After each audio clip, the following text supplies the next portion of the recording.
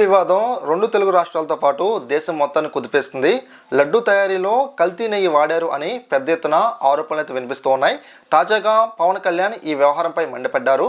అపచారం జరిగిందని మేము బాధపడుతుంటే కొందరు ఈ వివాదంపై ఫన్నీగా మాట్లాడడం చేస్తున్నారని ఆయన అయితే ఫైర్ అయ్యారు.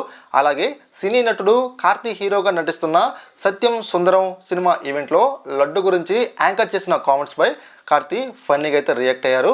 లడ్డు అనేది ఇప్పుడు సెన్సిటివ్ విషయం, దాని గురించి మనం మాట్లాడకూడదు అని అన్నారు. దీనిపై పవన్ కళ్యాణ్ సీరియస్ అయ్యారు. లడ్డు వ్యవహారం చాలా పెద్దది, దయచేసి దీని గురించి ఫన్నీ కామెంట్స్ చేయొద్దని పవన్ కళ్యాణ్ అన్నారు. దానికి కార్తీ ట్విట్టర్లో ట్వీట్ చేసి క్షమాపణలు కూడా తెలిపాడు. తాను ఎలాంటి దురుద్దేశంతో అనలేదు అని తన వ్యాఖ్యలను తప్పుగా తీసుకున్నారని క్లారిటీ ఇచ్చాడు కార్తీ.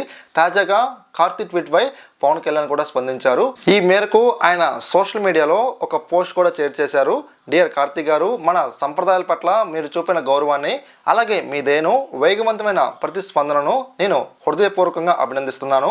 తిరుపతి అలాగే దాని గౌరవప్రదమైన లడ్డుల వంటి మన పవిత్ర సంస్థలకు సంబంధించిన విషయాలు లక్షలాది మంది భక్తుల కోసం లోతైన భావోద్వేగ భారాన్ని కలిగి ఉంటాయి. అలాంటి విషయాలను జాగ్రత్తగా నిర్వహించడం మనందరికీ చాలా చాలా అవసరం.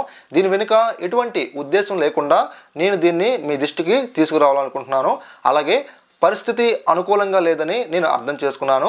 ప్రజాప్రతినిధులుగా మన బాధ్యత, ఐక్యత, గౌరవాన్ని పెంపొందించడం, ప్రత్యేకించి మనం ఎక్కువగా ఆరాధించే వాటి గురించి, మన సంస్కృతి, ఆధ్యాత్మిక విలువల గురించి సినిమా ద్వారా స్ఫూర్తిని పొందితేనే ఈ విలువలను పెంపొందించడానికి ఎల్లప్పుడూ కృషి చేయగలమని చెప్పడం జరిగింది. ఇక అంకిత భావం, ప్రతిభ ఉన్న ఒక అద్భుతమైన నటుడిగా మీ పట్ల నా అభిమానాన్ని కూడా తెలియజేస్తున్నానన్నారు. అలాగే సూర్య, జ్యోతిక నిర్మిస్తున్న కార్తీ కొత్త చిత్రం సత్యం సుందరం విజయం సాధించాలని కోరుకుంటున్నానని ట్వీట్ చేశారు పవన్ కళ్యాణ్. మరి కార్తీపై పవన్ కళ్యాణ్ రీట్వీట్పై మీరేమనుకుంటున్నారో కామెంట్ సెక్షన్ తెలియజేయండి. ఇలాంటి పొలిటికల్ అప్డేట్స్ కోసం సబ్స్క్రైబ్.